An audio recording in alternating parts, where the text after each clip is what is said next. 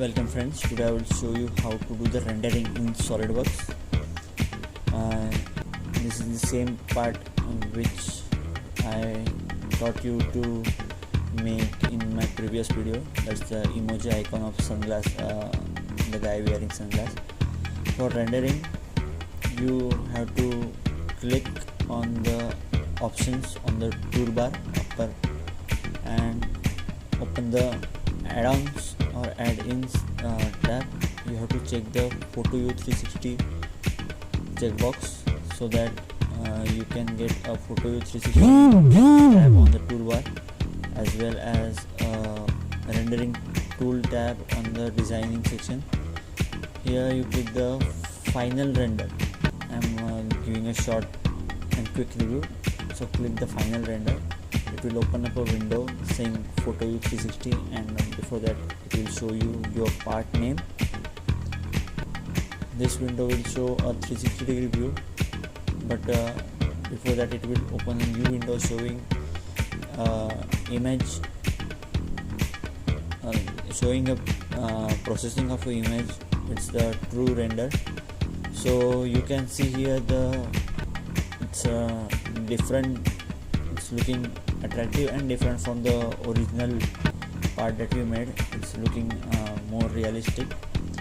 That's the specialty of rendering in the SolidWorks.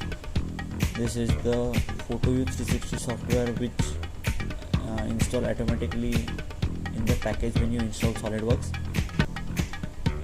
In the right you can see that in the frame section the resolution is set to 1920 by 1080.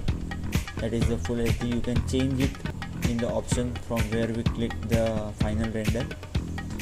So once the image is processed, you can see the true view, how the image, how your part looks like. Let it finish. Yeah.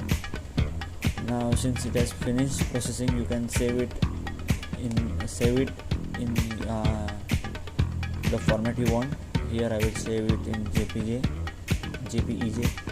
and you have to give a suitable name since it will be saved. So I will give you a sunglasses, and it will be saved in .jpg format. So you can open it as an image.